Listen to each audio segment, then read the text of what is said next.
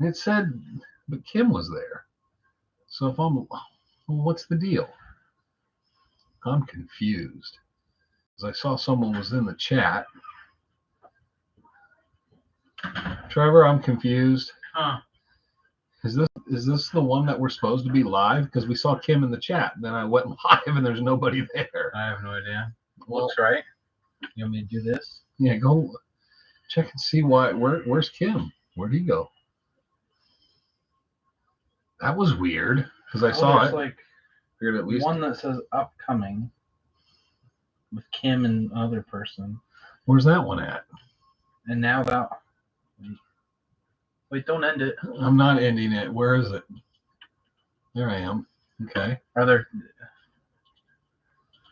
I don't see another one. Here. What's this?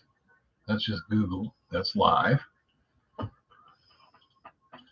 Here. We're trying to figure out some technical difficulties. What's going on? What are you doing? I don't know if people can even hear me and see me what I'm doing. Well, they could. They can hear you because that. Well, no, that came in before you started doing all that. Right. Well, that's no. What I'm saying is when you're messing around. See, Where did the other people go? I don't know. Here, I'll delete this upcoming one. Okay. We didn't have these problems before. Well, if I can figure out how to delete it in the first place. Nice job. Nice job. Edit more actions, delete forever. Delete. Wait. Why are we live under 11:17? No, yeah, see, this is all wrong. I don't know what happened. I just set it up how it normally gets set up. You set it up. Kim was in the live chat. I went live, and now it's a different group of people. I'm back in November. We've just time warped backwards. Now we're back in November. Now how many things do I have to do again? Because now I went back in time. I don't know what you're talking about. Okay. Thanksgiving is just around the corner. Yeah, sure. Hey, everyone. Everybody can hear me, right? My birthday's in like a week. Christmas is a month away. I don't know what you're talking about. Okay, Trevor, you need to do this. You need to text Kim so he can tell the people in this other one. Okay. Tell Kim that there's something going on with the live and he needs to go into the other, go out of that one and go into the other live because we're all over there. So tell everybody in the live that Trevor screwed up.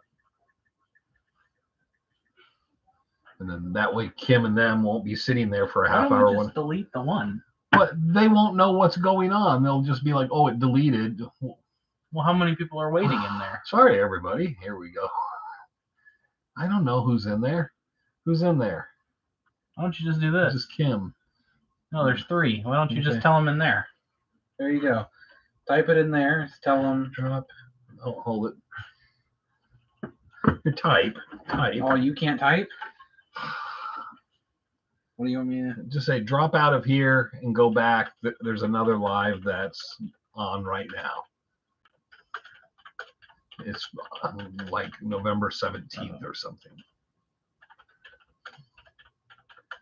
Trevor screwed up big time.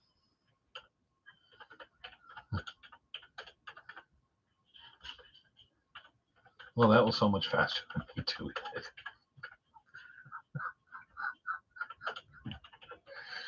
Oh, Merry Christmas. That look good? Sure, whatever. Okay. There you go. Now you click on the top tab in the top left. Top left and go to that one. And there you go. Okay, so am I here again? Am I dropping in and out, or you guys hear me the whole time and see us while we're messing with this? I should hear you the whole time. What, you can't type? It's just I figured he could reach over and type it quicker while I was trying to do this, but and then he just leaves. Okay, so here we are. November 17th is what he has on this one. Yeah, somehow Trevor was home And then Trevor just said, hey, you got a live to do, but I got to run in there do it. So we ran in here. He set it up. I come in, sit down. He says, just push this, push this. Okay. So I push it, and then I go live, and then I'm looking at it, and then I'm like, I just saw Kim Johnson and some people chatting, and now they're all gone, and now there's new people in. And then he's like, oh, there's 2 different lives. So hopefully those guys will join us over here. So whatever it is. So happy Friday, everybody. So we got in. Oh, he didn't even move the blinds. So if he comes back, maybe not. Anyhow, there we are. See if Kim hasn't texted back. So hopefully we'll get the guys. Oh, that's right. He didn't text. He chatted to them, and I will go over there and look at them. Do you agree with me just bringing that thing in, or do you want? No, that's why are we discussing this while I'm live? Here, let's have a sidebar conversation about something nobody else gives a crap about. What? Come in here for a second. Adjust the blinds. There's light coming in on the side of my eyes. It's good that you're home, but I'm not quite sure. Okay, there. That was perfect. Okay, thank you. Can open my eyes up again. The sidebar conversation. Yeah, there was a sidebar conversation about something. And then I said, well, I'm out of it and we're done. Well, I'm going to go do live. You guys decide whatever you're going to decide. Now Trevor wants to reintroduce that sidebar. So let's bring all of America in. Conversation. Well, maybe we should get their input and figure out what they have to say. Maybe that'll help solve this dispute. Bye, Trevor. I'll be back. Okay. Anyhow, there he was. And so, yeah, he got out early today. He got off work earlier today. They had a happy hour, but by the time he got to the happy hour, they all went home. So then he just came home. And then, but yeah, we were having a discussion about something. And then he abruptly said, aren't you supposed to go live here in like 10, 15 minutes? And I said, oh, that's right. It's Friday because I've been off for 2 days. And that always screws me up because I'm thinking it's Sunday when it's actually Friday. And so then he turns right around and then decides he wants to continue the conversation from before. So, and nobody will see this that is concerned to it at all, but it has to do with 7.1 Atmos and audio and stuff.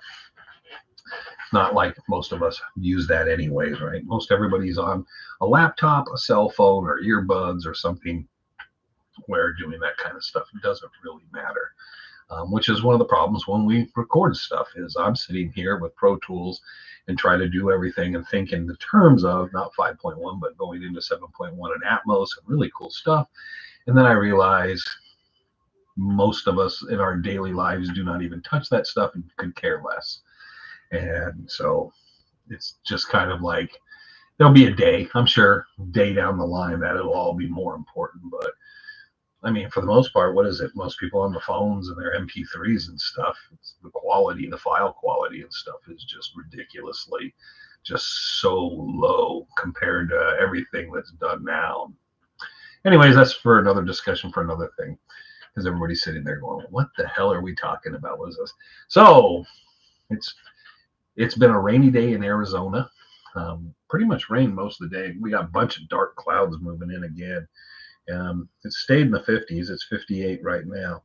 And we got more thunderstorms coming in for the rest of the evening. So we got rain all day, which kind of killed me because we might not have done this today because I was hoping to go in the mountains today and tomorrow and maybe even Sunday and get a few days in the mountains. And then the rain came and I'm not going to go out in the mud and the wet and the cold like that and be miserable.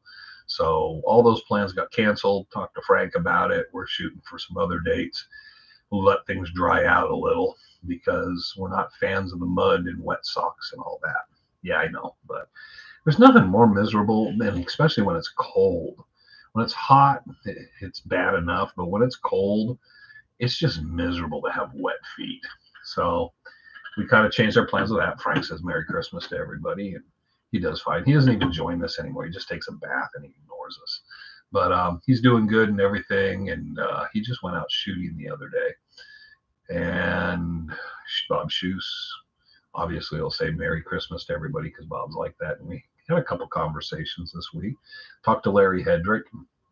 It was something Larry and I were going back on the text, and I thought, when you're texting and you think you're both talking about the same thing, but you're kind of talking about two different things.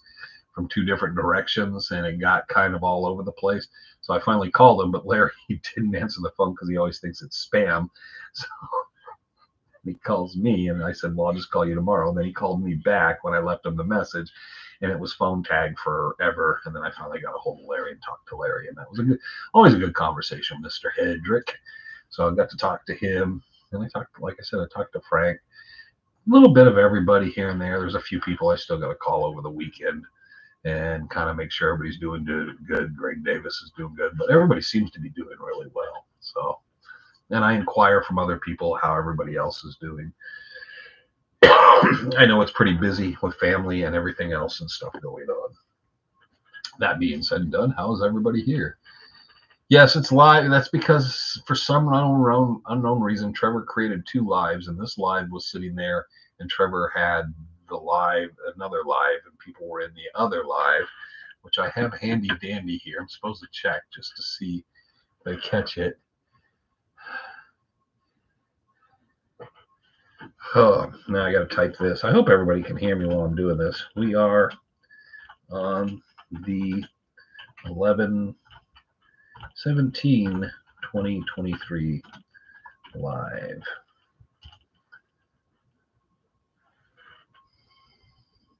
Okay, none of them have shown up.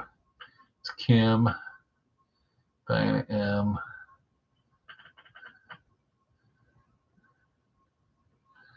Okay, Kim said okay. I don't know. Okay. I hope everybody's catching me there. Okay.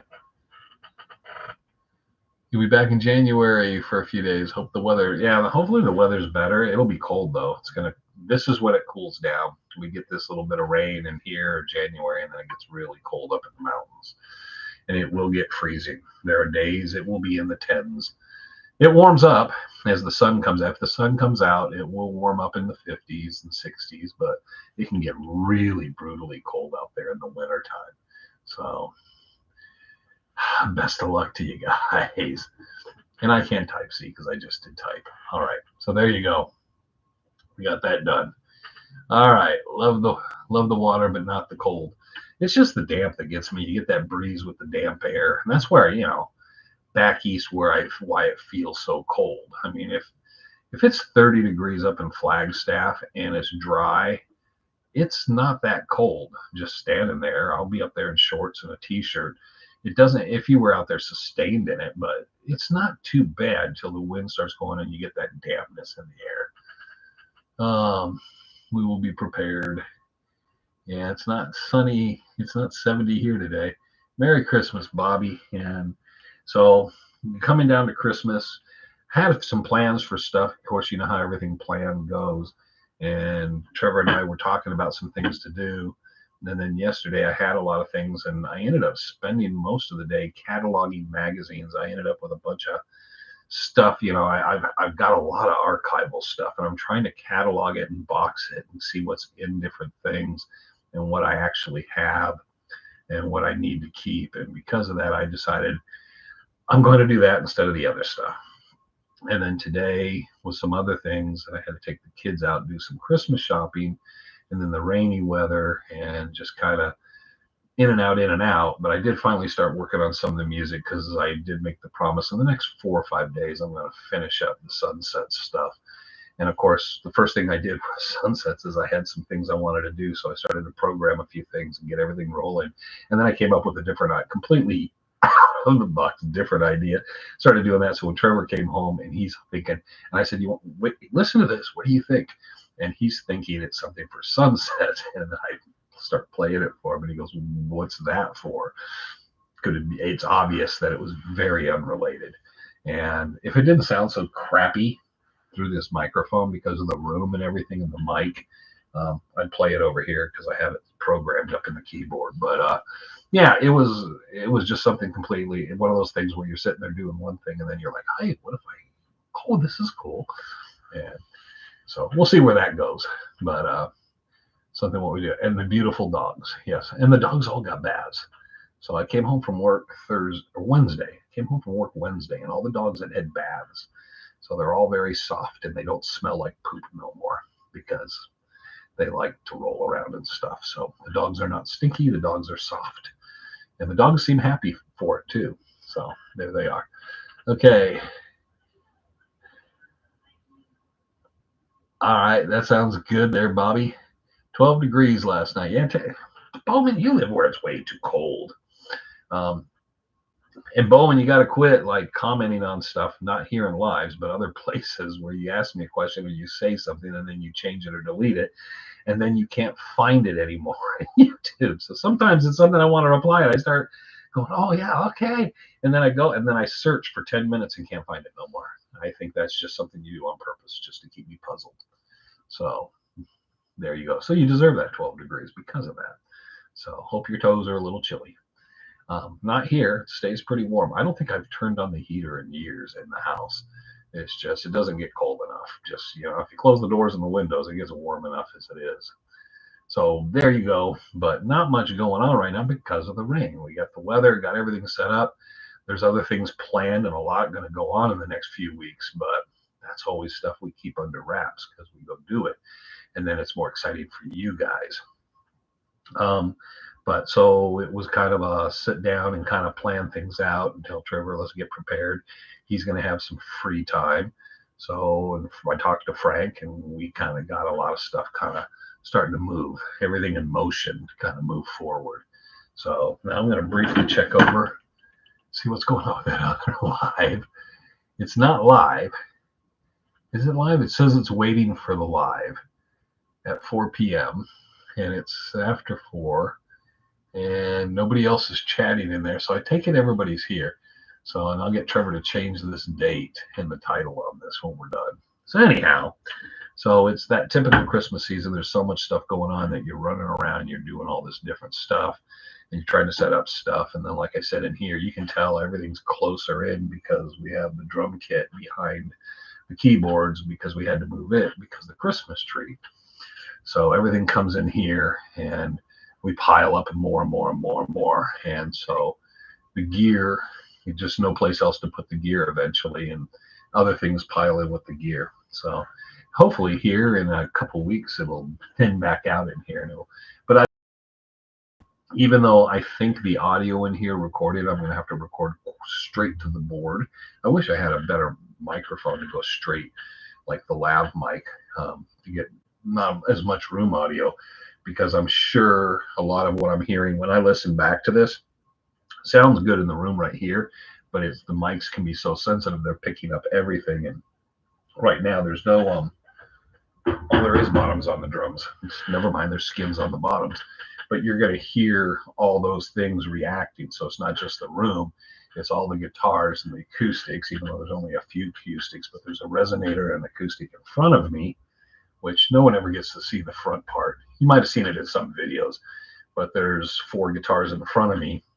And then I got the drum kit and I got the floor tom down here below me. So you're getting all that resonance from all that stuff in the room, which really kind of sucks because I don't hear it in here, but as I'm speaking, but then when I listen back to this, I don't always like the quality. And then I hear everything else in the room and I'm like, damn. So that's another project going to happen this year as I work more and more in here. Is I want to try a little bit of baffling in here and try to cut down on the room, let it absorb some of the sound. And I was hoping with the bookcases and stuff and a few things I did would help, but it hasn't. So, which I think part of it is the instruments. But if I case all the instruments, then it's a pain in the butt to get everything out because the stuff that's on the walls I'll use more frequently. But the stuff in the cases are a pain because then I got to move stuff. Like right now, I'd have to move the keyboards, the drum kit, just to get to some of the guitars. And I'll just give up sometimes before I do that. So there you go. What was it? They just want to see if we're real or bots. Okay, I don't know what that meant, but I'm not a bot. I'm not a bot. There's a lot of people who use bots. Bots is a big thing anymore. Someone questioned recently, and I talked to them, and they were questioning why they didn't make much money off of YouTube. And they were talking how successful the channel was, and I had to explain to them kind of surreptitiously. I didn't want to really kind of go in depth on it and break their heart, but it was like, if you have done this, you should have this, and if you're not getting financial. It's because YouTube knows what you're doing and they just don't pay you on it.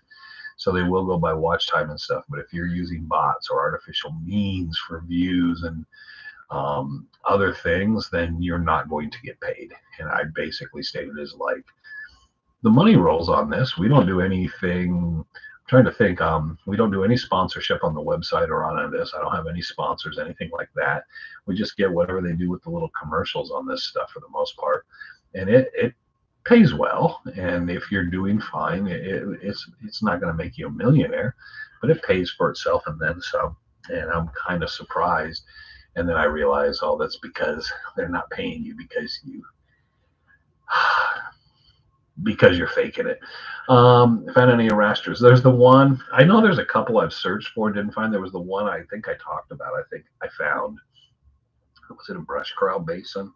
Somewhere I kind of found part of what I thought was one, but I've never been able to re-find it. It's weird because you get down in there and stuff gets so, in those flatter areas, everything that's worked its way down, because generally in the desert, everything comes to the surface. That's why you can find arrowheads, pottery, and stuff from thousands of years ago, and it's just there some days after a light rain. And there was a place I found, and I'm pretty sure I talked about it, and I'd have to sit around and think for a while to remember the whole story, but it kind of covered over. And I know Brownie Holmes had a story of that, of one he found, but he couldn't go back, and it's covered. Brush corrals like that, Barkley basins like that. There's several areas in the mountains where there probably were some, and they get covered over. And because it just is what it is. I found one at a property where they would rebuilt one. I visited a ranch once, and there was one from probably the I'm going to say 60s, sometime in the mid 1860s, was built, and they showed us that they had restored it, and I saw that one, which was actually pretty incredible and pretty awesome. I got a picture somewhere, but I was sworn to secrecy on that because they don't want people messing around there in the property and stuff. But they rebuilt it. It's out behind a guest house. The guest house was an old general store of some sort in the middle of nowhere, and basically they rebuilt it into a guest house, and the arrastra out back that was there for crushing the ore and stuff, they restored that. So it was very, very cool. Very nice place. I have pictures of all of it. And maybe sometime I'll figure out, we should do something on that. So I'll have to remind Trevor, I'll have to dig out the pictures, and then I can do the pictures, but just not talk about where the site is and what was going on. That was me, Randy Wright, and Greg Davis, which is why Greg Davis comes in useful when you're out there, because Greg's there and he has this little card. He pulls it out. Hi, I'm director of research and acquisitions for the Superstition Mountain Historical Society and all. And people become very impressed with that, and Greg's very proper, and then it opens doors. So you get it, then you can go up into hijinks. In my home studio, I was recording my Martin guitar and heard a vibrato. It turns out it's the ceiling. Yeah, ceiling fans are nasty. I think I will try a walk-in closet. Yeah, I got, one of the things I have is there's a vent, and I have to keep the vent shut off because if the AC's on during the summer, you get this weird hiss, and it's hard. You don't hear it in the room. I really don't hear it in the room, but you pick it up on the microphones. So there's a lot of little things you pick up on microphones that you don't hear with the naked ear. It just catches it right, and then it becomes very pronounced. So like I said, I want to do some baffling in here, and that'll help a lot of it. It'll absorb some of the sound because there isn't really anything. I did leave carpet in here because of that. And I couldn't imagine if it was a wooden floor, it'd sound like I was talking in a tin can. But since most of the time you're working with headphones and stuff on everything, it doesn't bother you much. And I have a feeling, I told Trevor I thought about doing this with headphones and listening to the cans, but I have a feeling that would bother me a lot because talking right now, everything sounds good. When I listen back to it, I always think, man, it should sound better than that because I know what I'm hearing. So it just kind of sucks, man, the reality of all there. So the arrastra question I did answer, not a lot of superstition questions this time around, but it's kind of that getting to the end of the year thing. We got some good videos from Mondays coming up. Got them all kind of arranged. Like I said, that one about the arrastra with the guest house would be a good one to pull. I want to pull some stuff and kind of have some stuff set and kind of get ahead of ourselves a little bit here because we'll be going out and doing some stuff. and we want to kind of set that up. We're not sure design in the future how we want to do things. I know we always did for what 5 or 6 seasons. We basically did the 12 episode thing. We've talked about doing stuff, and then if there's 2 or 3 episodes of it, just get it done, release that, and then next time we're doing something. There's so much stuff we didn't release because it just either dead ends, it seems boring, or it's something we still want to follow up on, and we don't want people out there messing around in it or stuff until we understand what we're dealing with. So that kind of comes in. The spiral staircase was a tough one because we knew it was going to be years and COVID and everything that interfered with it. But we just kind of thought it's one of those things that'd be interesting if we could get someone in the right place to be interested for the proper, not maybe excavation, but proper look-see into it.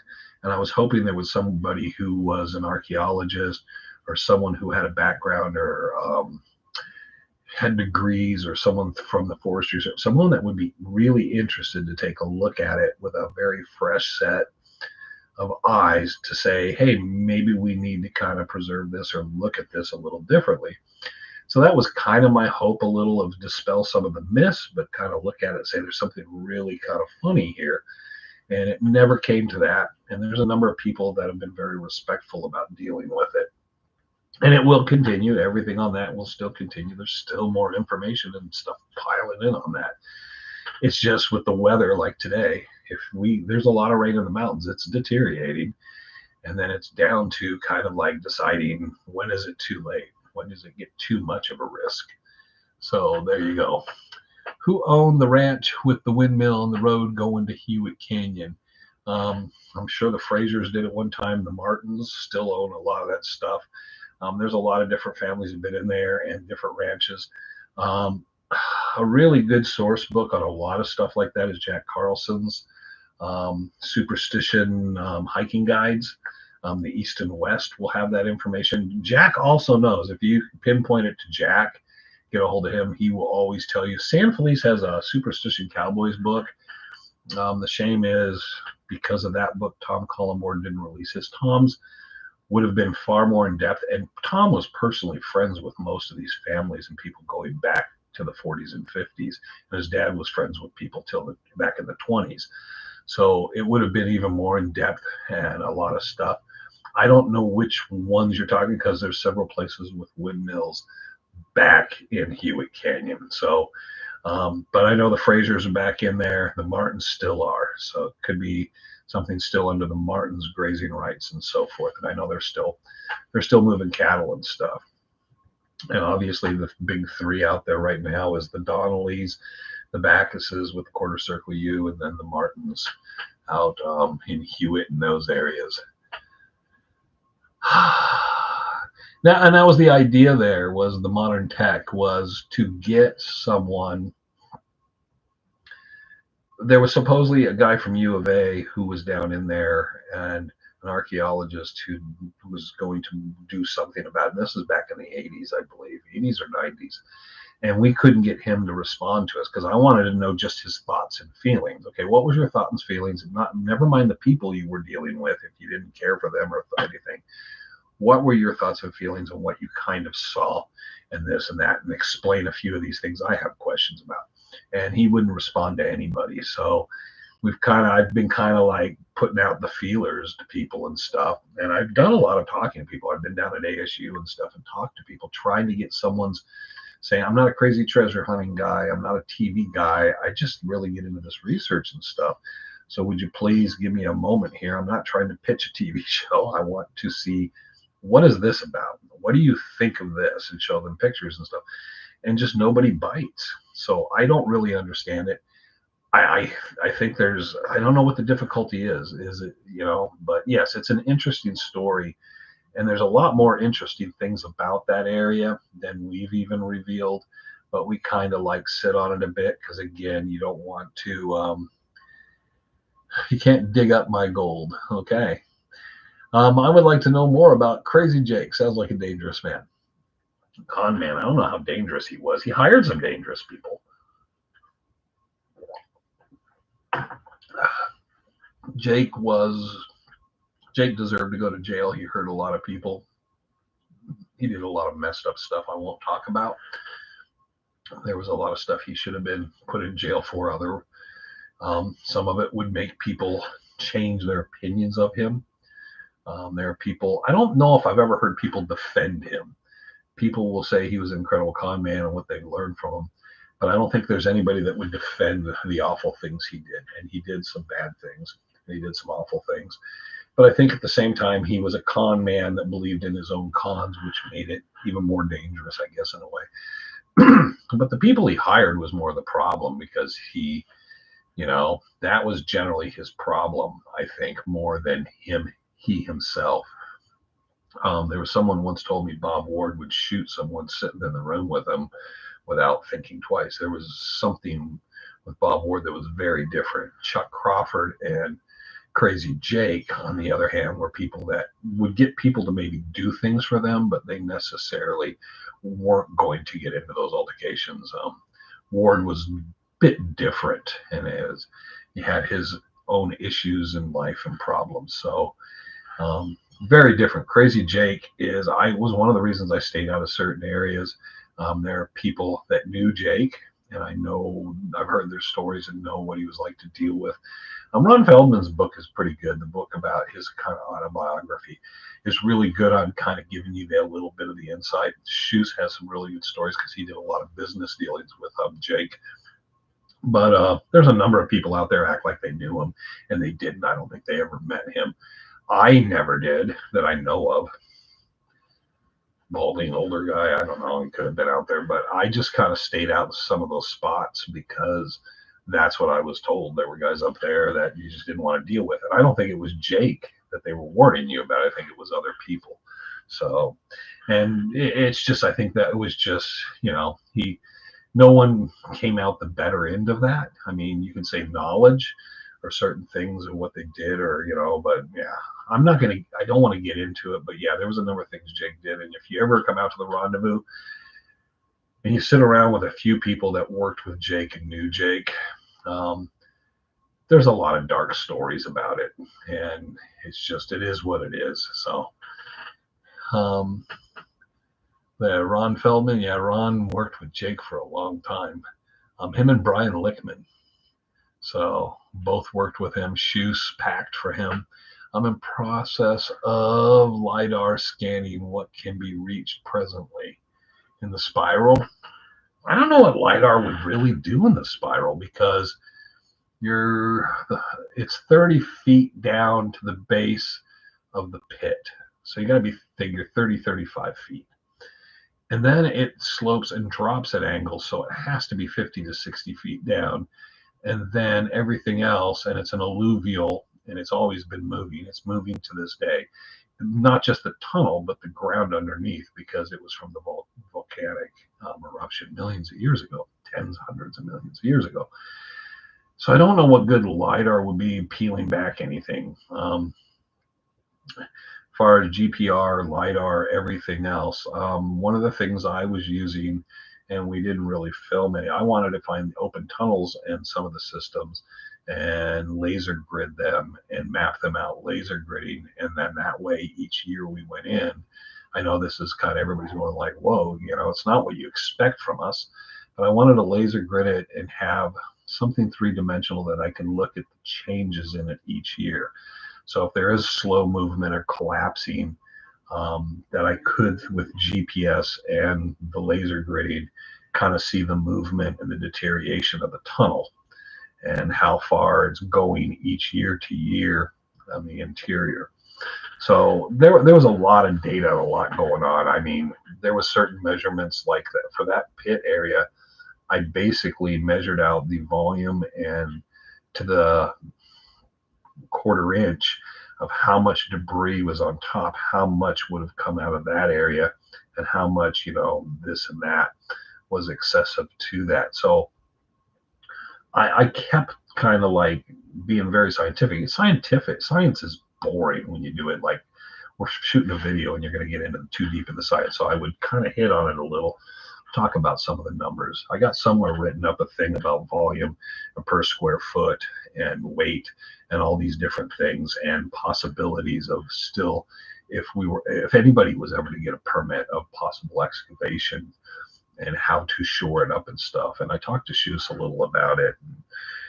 And then I started crunching some numbers on, because I hoped that someone would really get interested where I could kind of put that forward and say, here's what we could do, and make it very serious intending and sounding, but nobody ever gets really interested. So I don't know if the spiral LiDAR would do much good because of just the way it is. Apache Trail with Tom K. Yeah, that's cool. There's a book too. I don't have it out. It's a little spiral bound book. It's hard to find sometimes. They should republish it. It shows you every mile marker, what happened there, up and down the Apache Trail and stuff. And that's a really good book to have for going down there, through there. All right. Crazy knows crazy. That is true sometimes. What? No, I don't think crazy knows crazy, because sometimes the crazy people hang out and they don't realize they don't always know the other guy's nuts. They sometimes believe them. Was the tunnel on the south side started before the pit? Yes, I believe it was. You better be off before you stand on the rock on the bottom. It could give way. Okay. The adit on the one side that was covered up and closed in. See, it's a weird story because there's several variations on the story. That's what got the pit started. And we have not been able to determine two things. If I think now that I've heard more and more and more, because as time goes by, these guys are telling you something 40, 50 years after the fact. And people came in during the 70s, 80s, and 90s. I think that pit was done earlier. I think it collapsed and it was dug back out. So what I think is they found the adit led to the pit, and someone wanted to go in, and then they found where that previous pit had been dug to intersect the tunnel. There's several different stories, and that's one of the problems with doing the video. It's really hard to explain what that whole tunnel system and everything's like, and that's one of the reasons that everyone that's been down in there's at least a dozen people I've talked to that have worked on it, all have almost, it sounds like, a different story of everything down in there. And I think a lot of that has to do with specifically because it's so hard to explain that adit and a tunnel running across, but there's more than one tunnel, and there's a couple things that branch off, and it's almost impossible to draw out, and there's drops in there, and then you have the spiral on top of all this. So you're dealing with steps, and it's not steps like steps, it's like drops, big drops from one to the other as the tunnel goes down. So it's like they dug the tunnel, it slopes a bit, then there's a big drop to the next tunnel that goes down and slopes a bit, and then a drop, then you get to the spiral, and then yet you'll hear from someone else say, no, that's not the way it is, it's like this. And I just discussed this with someone recently, and we believe there was two different, because there is discussion of two different tunnels, and we believe that people were in two different things. And he discussed that and said, yeah, what he keeps kind of like paralleling with people is it doesn't sound like it was the same place they were in. It's a really strange story. And I'm hoping to get these guys, convince these guys before all's said and done to do something. Even if we have to hold it back, I'm willing to hold all the footage and the material back till all said and done. They're no longer with us to be released. Once they're done with things and they're done with their dream on this or their story, then allow people to see it. Because that's a big problem with a lot of people, is they still have an interest, and it's a hard thing to let go of because it's so odd. Every time you're just about done with it or you want to prove that it's just a bunch of bullshit, there's something comes up that just throws you off. I have something on this shelf that just makes no sense, where I didn't understand, and then I read that there's these triangular shaped pyramid things were pulled out. Then I find one above ground, and then I was confused and talked to the person about it, and they talked to me and said, yes, absolutely. And they said there's a niche where you can fit one in and it fits a certain way. And he said he had no clue what any of it was about or why it was even made. It doesn't open a door, it doesn't do anything. He says it's just stupid strange. And we talked about it, and then I was like, okay, none of it makes any sense. So go figure that. All right, which is a really bad explanation for all that. You better be off of okay, stand of the pit and use colored smoke to find any leaks. I don't use color. I use smoke pots, smoke bomb little things. I got whole packages of them. Or lipstick camera. Don't need a lipstick camera. Anyways, we have blue, red, and green smoke bombs we use. I've used those for years. That's to find any venting, any open spaces and stuff and things. I will sometimes send those in just to kind of see if I see any venting or any other possible areas or anything like that. The only problem sometimes using them is that you got to wait for everything to clear out because you want to take pictures and the pictures look like shit until that stuff clears out. But it also tells you immediately is if you throw one in somewhere and it clears out, it tells you there's a draft, which is a really, really cool thing. And once you know there's a draft, you know, oh, there's other openings and possibly other vents. Generally, they've a lot of mining, and once they went in, a lot of guys would vent and a lot of stuff, you know, to let the air out, make sure the bad air got out and stuff. So there we go. As far as the lipstick cameras and all that, I mean, with the GoPros and everything we've got now, there's so many small cameras you can get, and so much smaller stuff that works on everything. We go in with so many different types of cameras. We generally use the one we film, but there's, you know, we're taking still photos, and then there's the stuff we use like that's infrared and stuff. There's also this one, and I don't know where the camera is. It had a filter that changed everything's color, and what I did with it is I used it in certain places, like for certain types of mineralization, because it gave me certain reliefs on certain mineralization strands. So I was looking at it as in like anything with gold, anything with silver, anything with copper staining, and for each of these it would give you a much more distinct profile than what you would normally see. Hematite, so maybe it'd say the hematite comes up red in this through that filter. So I was able to note those things, so when I took pictures and I could use this thing to take some pictures, it would give me a better mineral analysis. Instead of me having to know the minerals offhand and looking at it with a flashlight, I could take pictures and look at the picture, and then I could look for certain distinct colors I was looking for gold, silver, certain minerals. And that was very cool. So and that's something you can do yourself. You know, you can find one of these filters and you put it in. Like I said, when you take the picture, it changes, all the colors are different. And then you can do it and see what colors come up on, you know, go out to a mine somewhere and say, well, this was an old silver mine, and I know what this and this and this is. And you take a picture and you adjust that. And then when you go into other mines, you're able to kind of match up and say, okay, I know I'm looking for this in these photos. You take a picture and go, oh, okay, there's nothing there. Kind of a neat thing. Wish I had a snake cam. I don't need a snake cam. I don't know. We talked about using rovers and different stuff. Drones obviously don't work in a lot of places because you'll lose the connection. But you can do anything. I mean, come on, we were using parachute cord with a fucking $2,000 camera. We're not dropping the 5K or 4K in. That's one thing. That's a little too much money. But we've dangled things so many different ways. There's just so many different ways, and you come up with them. I mean, everyday life, there's stuff you use and do. When you look at what's on a drone, find yourself a cheap drone, right? You can go out and find yourself a $50, $60, $70 drone that has a camera system that actually works really well, and you can take that camera system and use that. So just dispose of the cheap ass drone that a breeze will knock off, or when the drone breaks, save that little camera piece, put it on a stick. You know, there's so many little things you can think of in your own mind and work on in your garage and come up with ideas of things that you can disassemble, take in quietly, put back together and use.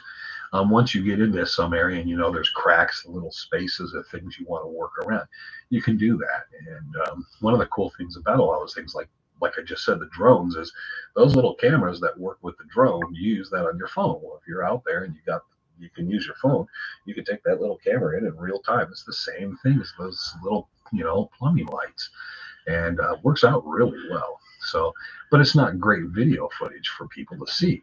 People see it and it just looks like shit, but because it's just not the same high of a definition. And the problem with that is we're filming 4K most of the time, and HD and 4K just don't sit good together. And then you take everything's got its pixelation, and Trevor's going through the nightmare. It just looks stupid. You can't even use old photographs sometimes with that stuff, or old film, even if you digitally enhance it. It's just so much. You need literally an AI generated software system to patch everything together to make it smooth and bring it out better. So it's, lighting. Lighting. Now, I have always the big snap lights, my glow sticks that I fire in. Even the glow sticks kind of just went out of style. There's some of these headlamps are amazing how much light they'll put off, and you can just stick one on your head or put one on your shoulder, on your sleeve or something, and they just glow up. We got a couple drop lights that we use that put out a ton of light, and they're not hot. They're LEDs, and they stay pretty damn cool, and they last for 10, 12 hours. So there's a lot of equipment like that. You just go down to your local hardware store and then look around at different things. And like I said, like with the drones, you find those cheap ass drones that are just pennies on the dollar. And you think, well, this is a cheap piece of crap. Play with it for a while, but get used to that camera. And then you realize that camera actually would work good when the drone's broke. Don't throw it away. Keep the camera on the controller. Put that freaking drone camera on there, and you can actually still record with that. And works out really good. Like I said, it's a little battery. It doesn't last forever. But if you're looking for something to squeeze in a tiny little crack or some hole, or see what opens up, or put in somewhere, it's really good. So, and like I said, we got those. I got those night vision binoculars that record. They record, I think they're HD, and they record in night vision. So, and then I have night vision cameras.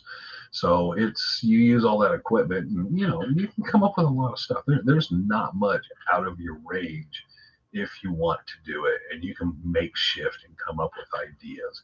So, and we've done that out in the field even, tripods. We've built and manufactured things that work as tripods, because generally in the mountains, the breezes, the wind, everything that's moving around, even a heavy tripod's going to give you a little movement. One of the problems we had with sunsets with some B-roll was, in the B-roll, it seems like it's vibrating. Well, it was a heavy tripod, and it wasn't that it was that windy, it's just that light amount of wind. So we had to fight with all that stuff. And it's just better to use a rock at that point. The rock, even though the camera still will jiggle a little, there's a breeze and stuff. Everything's just so sensitive anymore. That was the problem with digital cameras in the 80s and 90s. Can't beat. Well, I don't know, but some of the digital stuff I did in the 90s was pretty good. But yeah, some of the stuff just looks like crap now. A lot of stuff. The stuff that people can afford. I will say my phone takes the best pictures of anything I've ever had in my life. Now we use the phones because it's just as good. I mean, I'm filming on my phone in 4K.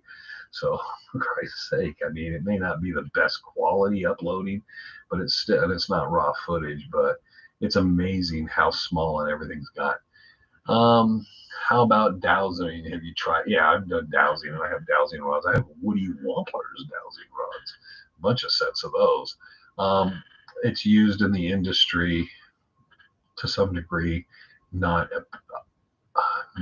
admittedly, but it does work well for certain aspects. My problem is I don't know whether it can find people gold or this or that. It can find water, it can find pipes, it can find electrical conduit and stuff. Works pretty well for certain things, the aspects I understand, and I understand some of the physics behind that. The whole idea of gold or silver and stuff I don't get necessarily. And Woody says if you don't believe in it, it won't work for you. And I said that's a great cop out. But yeah, we doused up there. But then the problem is we know where the tunnels are supposed to be, so that's where it reacts. And I have this problem of, if in my head I know where something's supposed to be and what I'm looking for, it's just going to show. I'm just going to show myself where I think something is. That is a huge problem with that stuff. So we did that. We used EMF detectors. We checked the EMF fields and magnetic fields on different ranges. We checked for anything radioactive up there. We used Geiger counter. We used so many things. When we went up there a few times, we went up and just left digital audio running where you really aren't hearing us. We just open and I put one digital audio and ran digital audio down in the pit and then ran one off around the corner from us just to pick up anything incidental, because we heard that one time it sounded like a rock dropping. We're hearing incidental noises. So I wanted to see if I could capture any of them that were there around us when we were out there. Not anything paranormal, just trying to understand what it was we were hearing and stuff. And that was a big thing. We did not just like EVP sessions, but we did use those other ghost hunting tools, which are all a bunch of bunk. It's stupid how that stuff works. We showed at the rendezvous, and I tried to explain to people how that process really works by joking around about it. I think people are going to believe what people are going to believe, but I wanted to show the components of you need, and another problem is there's so much interference from the world, even around the superstitions, until you get in the interior of the mountains. But we've tried to use everything to kind of look and see if we got anything that we thought could direct us to say anything, just say, well, it's not paranormal, but this is an interesting find. I wonder what this could mean. And then look at it from more of a scientific background to see what we were getting. But that was one of those strange things. It was like once in a blue moon, there's something really unusual happens out there. But most of the time, the photographs, everything we do is just done. It's dull. There's nothing. It's crazy nothing. And that always kind of makes you go, that's interesting, because I don't expect that. There was more. The EMF, electromagnetic field around the superstitions is pretty high because of the caldera and the time and the amount of mineralization and stuff that's released out there. But it's kind of crazy out by the spiral. It's a real dead zone. It's a real dead zone. I think around the pit, there was a few times I was walking around, it was zeroing out so much. I mean, I was kind of surprised, because usually there's a little level of something somewhere, just natural. Okay, and with the poem. Okay, then we go, how about Dowserine? We got through that, and Alskull as well. Android takes nice pictures. Alskull as well. People have been raised dowsing for a lifetime. Can't do it without needles or sticks. New Nikon. Okay, you're talking Trevor. Well, Trevor, I will say this: Halloween, Merry Christmas to you. Black Magic pocket cameras. Trevor picked up one of those. I don't know, it was about $3-4 grand. I thought it was kind of small. It's not the price of the camera. You spend $3-4 grand, and then it's going to cost you $1 to $2 grand for each lens. So you're going to put yourself out about 10 grand on the camera and equipment for that. And then you want to have a lot of multiple batteries. It will film in 4K and RAW, which you need CFast cards for. And if I'm getting over your heads, don't worry about it, because you probably won't go that route. But it's really cool. What I ran into is on professional shoots, working for television, working in all these different areas, I find time and time again all these people that are professionals, that make livings, that do some excellent stuff. You've seen their work, and they're using Black Magic pocket cameras.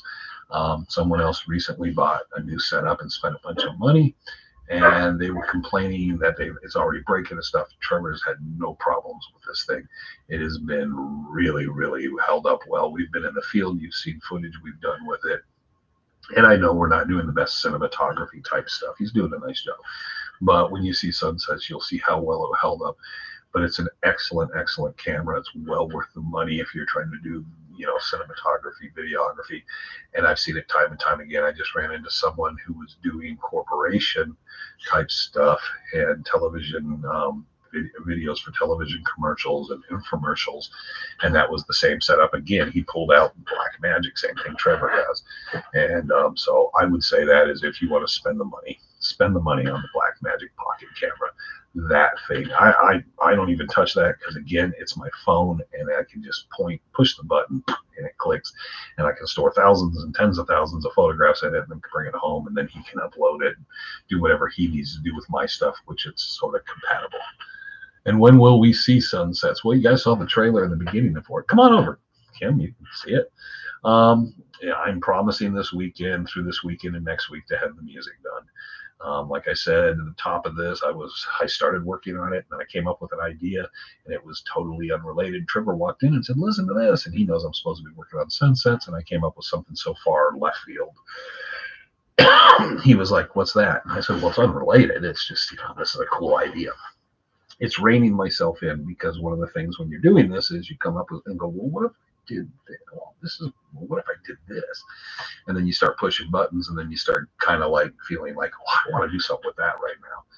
So, but yeah, we should have most of that all finished up, and then I want to run through it with him, and there's stuff I want to kind of tweak on certain things, but it's pretty much done. He's got the packaging done. He's got everything set.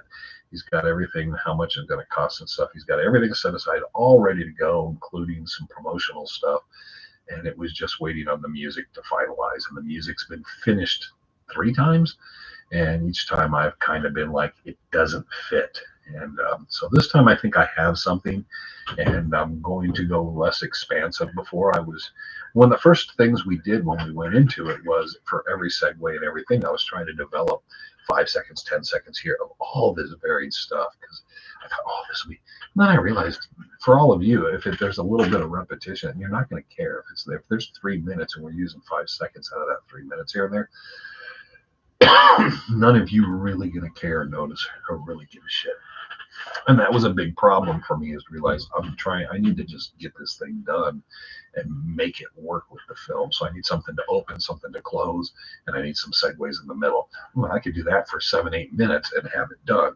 And then finally, out of nowhere, I don't know why, something popped in my head, and I said, oh, that's what I want to do. And then I kind of demoed it up and listened to it, and then I thought, okay, I want to give it a little time to digest, but I think that's what I want to use. And that was it. So now it's just a matter of multi-tracking that. And like I said, every time I sit down, something else comes out. And right now there's all these different ideas and stuff. Yeah, so it will be finished here shortly and all. But Trevor's been real busy too, so it's been a problem getting us both in the same room at the same time to go through stuff. Once the music's done, then we got to sit down. Then we got to put it in. He's got to finish it off. Then I got to sit down again. I got to go through with my little yellow pad and change things. But there's also another thing I want to go through. There's some footage and some still shots that I want to replace, because I think I have better quality stuff in my archives to use. And there's just some, I want to fill it more to kind of, there's moments where I think it feels like it lulls or drags a moment. I think if it's the optics, the visual optics move, it's going to help move the whole project along. So that's just, and he's arguing with me over that, but guess what? I'll win in the end. He'll watch this and he will disagree, but I will also say I will win on that case. So, because I figure if I'm really interested in this shit and I'm bored, then everybody else is going to be bored crapless. And there's a few moments where I think you need something to kind of make your, it's like when we, I don't know if everybody remember, when we were doing Chasing Legends for a while, Trevor was out of town and I was doing the camera thing. What I was doing was setting the camera up on a tripod, and as I was talking, I was moving it. So I would say so much, move the camera, say so much, move the camera. And it looks like it's just edited that way, but I was using about 12 different camera angles. What I was doing at that time, and we were getting a lot of views, and it was really sustaining well, was I was playing with the game of, if you move the camera constantly, that your watch time will extend, because people will follow, because it's causing you to like catch the movement. And as I'm talking, it's causing that. And sure enough, it worked. So I told Trevor, that shows you that's why. Watch a TV show, watch any TV show, and then try to time how long each time the camera is before it moves to the next scene. It's seconds after seconds after seconds. And I know they're using different angles and just coming back to them, but they will have, like when we were filming with Frank and them, there's times it was just moving so much. And I realized that's why they had 4 or 5 cameras running, different angles and different things, and we would reshoot stuff. And there's times we're shooting over shoulders and doing reaction shots, because you want to interject all this stuff. So when people are hearing someone talk at length, like I do in these lives, they got this constant change of angles and everything. And I think if we had that here, it would make this even more interesting, because you'd see these different angles and it would set it up. That's why I move around so much. That, and then I don't know, this chair is hard on the butt. Merry Christmas to everybody. So we're going to wrap up. It is Christmas, and we're going to try to get a couple things out over the weekend throw a couple unique little things and tidbits if we can before we get to Mondays. But we will be doing a Monday Chasing Legends. We don't even stop for Christmas. So we will have Chasing Legends on Monday, and then we'll see what we have next Friday. I'm still trying to, Trevor should be home. I'm going to give him the interview stuff I have and try to get some Fridays with some interview stuff so you guys can have some stuff to listen to for Fridays instead of just listening to me. And then there's, like I said, some extra stuff I told Trevor I kind of wanted to do, and we'll see how that rolls and that runs. It's, again, one of those things where you plan it, you decide you're going to do it, and everything just sort of falls apart because you say, well, this is the designated time I'm going to do this, and I'm going to do it, and then it just doesn't work out. So we'll see how that all does. I was going to sit here and play Christmas songs today. I thought about it, and then I thought not about it. But I did think about it. But then there's the problem with, what's a Christmas sing-along if you can't hear anybody else? It kind of sucks, doesn't it? A bunch of people typing Christmas lyrics. But it was a brief idea. I thought, well, that would be cool, just play a few Christmas songs or even just a verse and the chorus of a few songs. And I thought that would be kind of neat for Christmas. And then I thought, it's not really a Christmas sing-along doing it live when you can't hear anybody else sing. So sucky idea. So I do have great ideas, and then I change those great ideas when I realize how stupid they are. So there you go, everybody. Everybody have safe, happy holidays. And like I said, you'll see me again come Monday. Thank you for watching all the videos we've been doing. They are staying steady, and everything's just kind of working out. We're doing our, whatever we're doing for Fridays is staying pretty steady, and our Mondays is steady. Shows you that we have a very, very loyal fan base that always watches our stuff, and it just keeps working out and rolling. We got some dates and stuff, and as soon as the new year comes in, we'll start talking about the 20th anniversary of the Rendezvous, because we got the dates, we got everything reserved. We're all getting set, and then we'll start that build up for there. So there you go. I hope everybody has a great rest of the weekend and a happy holidays wherever you may be. Hopefully, whatever it is you're wishing for, or whatever it is, you don't get any cold. You get a little gold. A little gold would be nice, right? No cold, just gold. So there you go. I'm going to catch this last one. Discord app is popular for multi-voice chat. So, yeah, now I got to move it to Discord. See, now I got to do that. I think we had Discord, and we had Reddit. We had all these different things. And then there was Vimeo, which nobody does Vimeo. Everybody hates Vimeo. Merry Christmas to all. There's Kim. Kim, I hope everything's going well with you. I hope all is going good, and the knees are going to be all in great shape. I look forward to you this spring, man, dude. You were looking good last time, dropping some weight and moving around better. It was good to see you kind of doing better. So I'm hoping it just gets better and better for you guys, man. So there you go. Lacey, yeah, you and David have a great time. Well, I can't wait till you guys come back out and give us a visit. Thank you, AZ Gold Hunter. Sean, we'll let Trevor know. You notice he said he was coming back, and he never came back. What an ass, right? Couldn't come in and just wave to everybody, say, hi, everybody. Everybody always compliments him, and then he's off. I'm sure he's eating my food. So, but anyways, thank you, everyone. I know it's always hard to say goodbye, but we're going to get out of here. We got our hour in. We got some time in. So everybody, Merry Christmas. We will see you live one more time this year at least. So I'll probably do the live next week. So there you go. Do an end of the year live before we take off. So I'll make that promise. I'll do an end of the year live before we take off into the netherworld and interviews and other things. So there you go. Happy holidays. Merry Christmas and all other things. And until we see you again, remember, I'm Wayne Tuttle. You're not. This was Live Legends. And there we go.